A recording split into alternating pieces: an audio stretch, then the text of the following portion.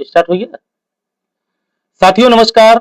आप देख रहे हैं सुनो जनता की सुल्तानपुर। आज मैं मौजूद हूँ राजधानी लखनऊ में और हमारे साथ हाई कोर्ट अधिवक्ता भैया सनी पटेल जी हैं।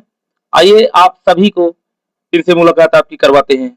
भैया बहुत बहुत धन्यवाद आपका और हार्दिक स्वागत है हमारे चैनल में। धन्यवाद राजेश जी, आपके चैनल को, आपके चैनल के सभी दर्शकों को सुनो जनता जैसे चैनल आज समाज में एक विश्वसनीयता पैदा की है। जिस दौर में मीडिया का स्तर गिरता जा रहा है, आप जैसे बेबाक, निर्भीक और निडर होके बिना लाग लपेट के अपनी बात को रखते हैं और जिम्मेदारी के साथ सामाजिक मुद्दों को, राजनीतिक मुद्दों को, जनता के हित के लिए आवाज बुलंद करते हैं। इसके लिए आपको धन्यवाद और आपके सभी दर्शकों को धन्यवाद। भैया एक चीज ये बताइए, जैसे एक मुद्दा बहुत तेजी के साथ छिड़ा है गोरखपुर के कांड को लेकर राहुल चौधरी के परिवार को, तो आप लोगों ने काफी सोशल मीडिया पे भी एक्टिव हैं और देखने को मिल रही है चीजें कि आप लोग न्याय से संतुष्ट नहीं, जो परिवार के साथ हुआ है, आप लोग किस तरीके से अब दोबारा किस तरीके से न्याय चाहते हैं? जैसा कि लगातार इस सरकार का रवैया रहा है, जी इस सरकार में चाहे माननीय मुख्यमंत्री जी का आदेश होगा, चाहे मनबड़ अधिकारी होंगे, सामंतवादी मनुवादी विचारधारा के बैठे अधिकारी, जहां जहां पिछड़ों दलितों के साथ अत्याचार होता है वहां कार्रवाई नहीं होती है, और कार्रवाई होती है तो सनी पटेल, अमरिंदर पटेल और तमाम सामाजिक साथी जैसे जब आंदोलन करते हैं, आवाज उठाते हैं, तब जाके कहीं कहीं कुछ कार्रवाई हो पाती है। लेकिन जो चीज आप कर रहे हैं इसका कहीं ना कहीं बहुत विरोध देखा जा रहा है। फेसबुक से, ट्विटर हैंडल से लेके कई लोग विरोध कर रहे हैं कि आप अपराधी के साथ खड़े हैं, ये कहां तक सही है? पहली बात, हम एज ए एडवोकेट जी किसी भी अपराधी को अपराध करने के लिए नहीं कहते, किसी भी अपराध को हम बढ़ावा नहीं देते। सामाजिक दृष्टिया भी ये सही नहीं है किसी भी अपराधी को संरक्षित किया जाए, उनका बढ़ावा दिया जाए। जी लेकिन मैं आपके अपने विरोधियों से मैं कहना चाह रहा हूं, जो हमें इस बात के ट्रोल कर रहे हैं, हम गोरखपुर क्यों जा रहे हैं, गोरखपुर क्यों। संविधान हमें आजादी देता है, संविधान हमें ये ताकत देता है कि हम न्याय के लिए खड़े हों। अगर पुलिस कहीं अत्याचार कर रही है, अन्याय कर रही है, हम उसके खिलाफ खड़े। ये संविधान हमको अधिकार दिए, एक आम आदमी को भी अधिकार दिया है। हम तो एज ए एडवोकेट हाईकोर्ट के हैं, लेकिन आम आदमी को ये इतना ही अधिकार है प्रश्न पूछने का, अन्याय के खिलाफ आवाज उठाने का। लेकिन एक चीज और है कि लगातार सोशल मीडिया पे चल ही रहा है, तो गोरखपुर के जो व्यक्तिगत रूप से गोरखपुर के हैं, जो उसी समाज से आते हैं जिस समाज के व्यक्ति की हत्या हुई है राहुल चौधरी द्वारा, तो उनको उनको भी एक चेतावनी भरी कई पोस्टें देख चुका हूँ। आइए हम इस पे आप क्या कहेंगे? प्रशासन का कितना आप लोगों के साथ सहयोग है, या प्रशासन आपको किस प्रकार से रोकना चाहेगा, या आपको कोई स्पेशल परमिशन मिल गई है कि आप गोरखपुर जाइए और उस परिवार से मिलिए? पहली बात, किसी के घर जाने के लिए, किसी परिवार से मिलने के लिए कोई परमिशन की जरूरत नहीं। हम कोई वहां वो बैठक आंदोलन नहीं करने जा रहे हैं, कोई बड़ा कार्यक्रम नहीं करने जा रहे हैं।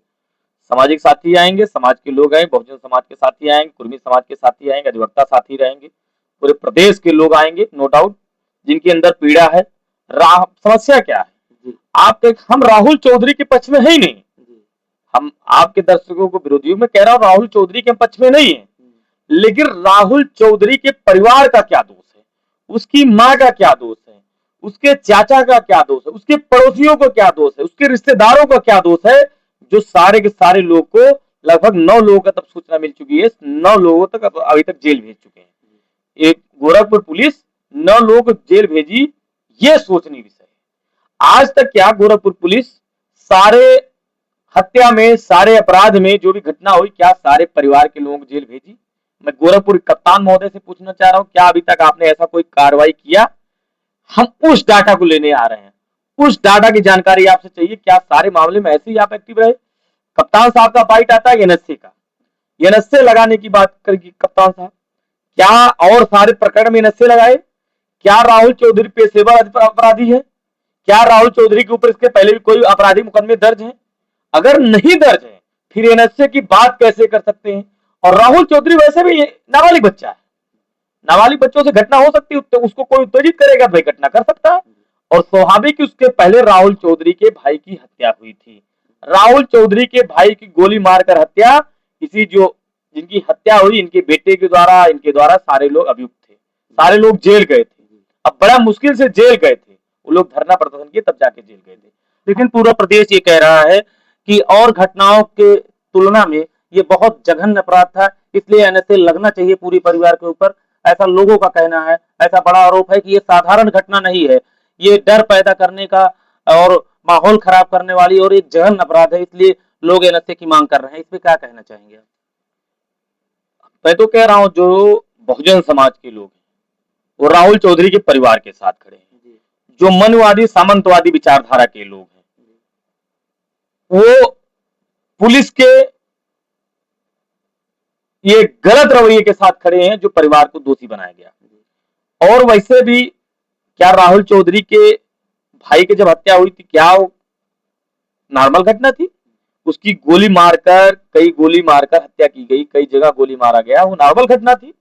हत्या तो हत्या, मैं तो कह रहा हूं हत्या तो हत्या, अपराध तो अपराध। तो अगर घटना उसके साथ भी, उसके साथ अगर न्याय वास्तव में हो जाता तो राहुल चौधरी शांत हो जाता। क्या लगता है कि सनी पटेल और अमरेंद्र पटेल बाहुबली जी पूरे समाज को, पूरे बहुजन समाज को इकट्ठा कर लिए हैं और कल जाने की तैयारी है, क्या एनएसए हट पाएगा? एनएसए तो हटाना ही पड़ेगा। हम सड़क से लेकर न्यायालय तक लड़ेंगे और खींचेंगे उन सारे जिम्मेदार पुलिस अधिकारियों को, पुलिस के कर्मचारियों को, जो भी उसमें जिम्मेदार होगा, जो ऐसी एक्टिविटी कर रहे हैं, जो संविधान को इतर होकर काम कर रहे हैं, कानून और न्यायालय से इतर होकर काम कर रहे हैं, उन जिम्मेदार अधिकारियों को न्यायालय तक खींचा जाएगा, सड़क से लड़ा जाएगा।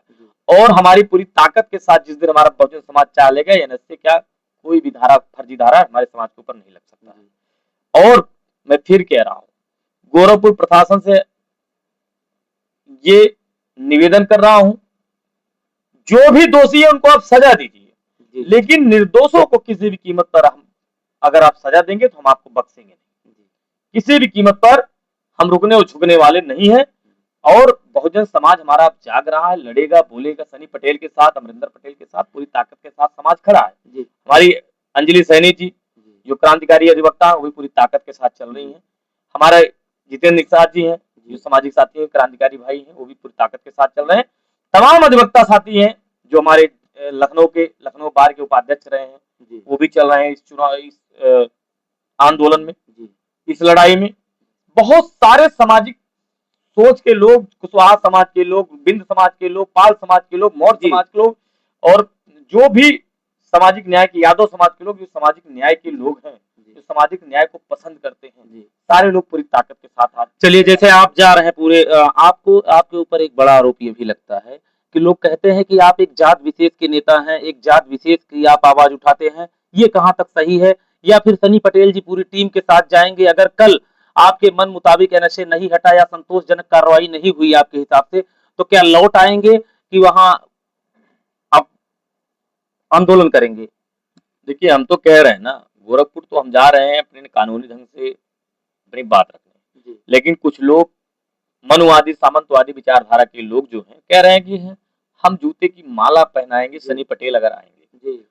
सनी पटेल तो इतना आसान हैसियत नहीं है किसी की, उत्तर प्रदेश में किसी माई के लाल में दम तो है ही नहीं कि हमको जूते की माला पहना दे। और फिर भी अगर वो प्रयास करते हैं, गलतफहमियां हो तो गलतफहमियां दूर कर लें। सनी पटेल सरदार पटेल का वंशज है, शिवाजी का वंशज है, झुकने दबने वाला नहीं। और हम संवैधानिक तरीके से अपनी बात रखने आ रहे हैं, संविधान हमें राइट देता है। तुम्हें अगर लगता है कि तुम्हारे पीड़ित परिवार के साथ तुम्हें खड़ा होना, तुम जाओ अपनी बात प्रशासन रखो, शासन से रखो। तुम्हें किसने रोका है? हमें रोकने की आजादी तुम्हें नहीं है। हम स्वतंत्र हैं, हम अपनी बात रखने संवैधानिक तरीके से आए, हम किसी को गोली मारने नहीं आ रहे हैं, किसी से हम लड़ाई करने नहीं आ रहे हैं, हम तो अपनी बात प्रशासन से रखने आ रहे हैं ना, हम पीड़ित परिवार से मिलने आ रहे हैं ना। तुम्हें क्यों तकलीफ हो रहा है? समस्या क्या है तुम्हें? समस्या इन लोगों को, मनवादियों को, सामंतवादियों को समस्या इस बात का है कि सनी पटेल समाज की लड़ाई को लड़ क्यों रहा है। जी हाँ, स्वाभाविक है, जिस जात में पैदा हुआ उसकी लड़ाई को प्राथमिकता दृष्टि से मैं प्रथम रूप से कोई भी समाज की लड़ूंगा। सेकंड में हमारा ओबीसी एससी सब समाज है, क्योंकि जिस जात में पैदा हुआ ये मेरा सत्यता है, मैं उसकी लड़ाई को पूरी ताकत के साथ लड़ूंगा। लेकिन इसके अलावा हम सारे बहुजन समाज के साथ, एससी समाज के साथ खड़े हैं, जिसके साथ अन्याय होगा। उसके अलावा सामान्य वर्ग के साथ भी अगर अन्याय होता तो उनके लिए खड़ा रहूंगा। लेकिन अक्सर कभी आप देखते होंगे, आप भी पत्रकार हैं, आप भी लगातार देख रहे हैं, जी कहीं जल्दी देखते हैं कहीं घटना होती है सामान्य वर्ग के साथ, सामंतवादियों के खिलाफ कोई घटना जल्दी कोई भी होती है, मनुवादियों के खिलाफ कोई घटना होती है जल्दी, रेयर केस कभी हो जाता है। तो इसीलिए मैं कह रहा हूँ ज्यादातर घटनाएं तो ओबीसी एससी के साथ हो रही है, कुर्मी समाज के साथ हो रही है। ये मनबड़ लोग, सत्ता पोषित गुंडे अपने आप को इतना बेलगाम कर लिए हैं, किसी भी हत्या करते रहे, किसी की जान मार दे, किसी को गोली मार दे रहे। कल के आंदोलन में किन किन समाज का आपको योगदान मिल रहा है? आपको लग रहा है कौन कौन सा समाज एकदम मजबूती के साथ आपके साथ जाएगा? मेरे साथ इस लड़ाई में मौर्य समाज, पाल समाज, यादव समाज, निषाद समाज और भाई कुर्मी समाज तो है ही है जी। इसके अलावा विश्वकर्मा समाज, धोबी समाज, यस्सी वर्ग, सारे लोग पूरी मजबूती के साथ, पूरी ताकत के साथ हमारे साथ खड़े हैं। हमारे साथ पासी समाज, सारे लोग, सारे सामाजिक सोच के लोग, सामाजिक न्याय पसंद के लोग पूरी ताकत के साथ खड़े हैं।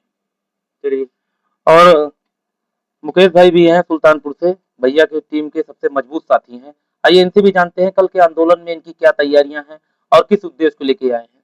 सबसे पहले आपको बहुत बहुत धन्यवाद, आपका नमस्कार। बोलिए भैया। आपका भी बहुत बहुत धन्यवाद जो सुल्तानपुर से चल के आप लखनऊ में भैया जी के साथ आए। पूरी तैयारी हो चुकी है, कल गोरखपुर चलने के लिए पूरा बहुजन समाज एक हो गया है। बहुजन समाज के लोग जाग चुके हैं, अभी सांधी को कोई रोक नहीं पाएगा गोरखपुर पहुंचने से। कल कल कल लड़ाई बिना न्याय दिलाए वो लड़ाई खत्म नहीं होगी। जी, हम लोग न्याय दिलाने जा रहे हैं और न्याय दिलवा के छोड़ेंगे, एनएसए हटवा के रहेंगे। चलिए, किसी कारण बस नहीं हटता है एनएसए तो अगला ऐसा पड़ाव क्या होगा? ऐसा हो ही नहीं सकता कि जहां हाई कोर्ट पहुंच जाए वहां एनएसए न हटे। पहली चीज तो ये जान लो। चलिए, बहुत बहुत धन्यवाद आपका। और आप देख रहे थे सुनो जनता की सुल्तानपुर।